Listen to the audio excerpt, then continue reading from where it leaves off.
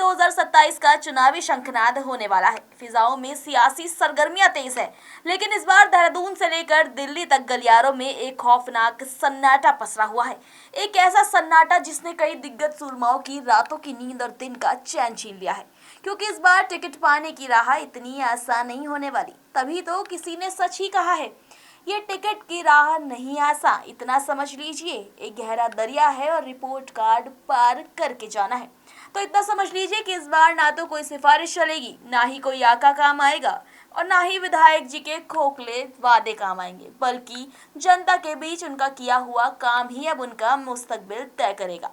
दरअसल सूत्रों के मुताबिक बीजेपी ने 2027 के महासंग्राम के लिए कोई आम बिसात नहीं बिछाई है, बल्कि एक ऐसा घातक राजनीतिक चक्रव्यूह रचा है जो काम न करने वाले नेताओं के करियर को हमेशा हमेशा के लिए दफन कर देगा।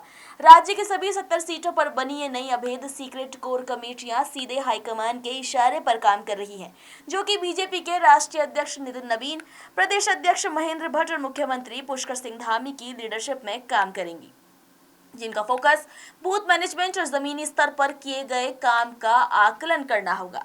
यानी कि ये वो अदृश्य अदालतें हैं जो हर विधायक के काम, जनता के गुस्से और जमीनी हकीकत का पल पल का हिसाब लिख रही हैं।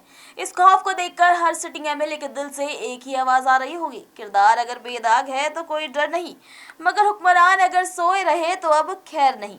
हाईकमान ने एक साफ, कड़ा और बेरहम संदेश दे दिया है, अगर जनता नाराज है तो कोई नाम चाहे कितना ही बड़ा क्यों ना हो, 2027 के कुरुक्षेत्र में उसकी राजनीतिक बलि चढ़ना 100% तय है। तो बड़े बड़े सूरमा इस वक्त अपनी ही पार्टी के इस माइक्रो मैनेजमेंट के जाल में छटपटा रहे हैं, क्योंकि वो भी जानते हैं कि इस बार सिफारिशों के महल ढहने वाले हैं और सिर्फ ग्राउंड रिपोर्ट ही तय करेगी कि किसका राज तिलक होगा और किसकी राजनीतिक बलि चढ़ेगी। आप इस पर क्या सोचते हैं, हमें कमेंट में जरूर बताएं और अपडेट्स के लिए देखते रहिए न्यूज़ पेज।